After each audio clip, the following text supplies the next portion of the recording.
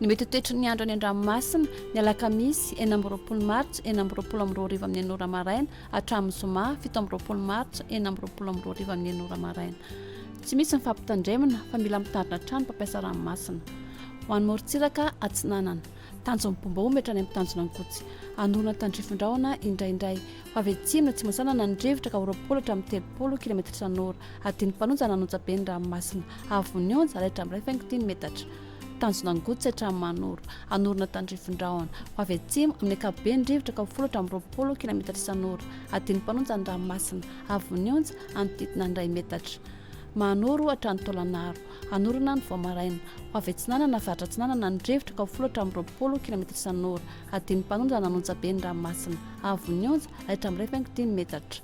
tolanaro hatrany amin'ny tanjona vohimena ho maina amin'ny akapobeny ho avy atsinanana ny drivotra ka 20 hatramin'ny 30 km isan'ora hatratra 70 km isan'ora indraindray ny alina anonja be na herin'ny ranomasina avony onja roatra amin'ny 5 metatra isy-alin-drano avy atsimo atsinanana. Ho an'ny morontsiraka andrevana tanjony vohimena hatrany amin'ny tanjona kapo andrahona vitsy ho avy andrevana ny drivotra amin'ny akapobeny any avaratry tampolo ka 10 hatramin'ny 20 km isan'ora ho avy atsarana ny tsy masanana kosa any akafa ka 20 hatramin'ny 30 km isan'ora hatratra 70 km isan'ora indraindray adiny mpanonja nanonja be ny ranomasina ahery indraindray any amin'ny tendrony atsimo ny alina avony onja raitra amin'ny 5 metatra any avaratry tampolo anodidina 2 metatra kosa any akafa hatratra 5 metatra indraindray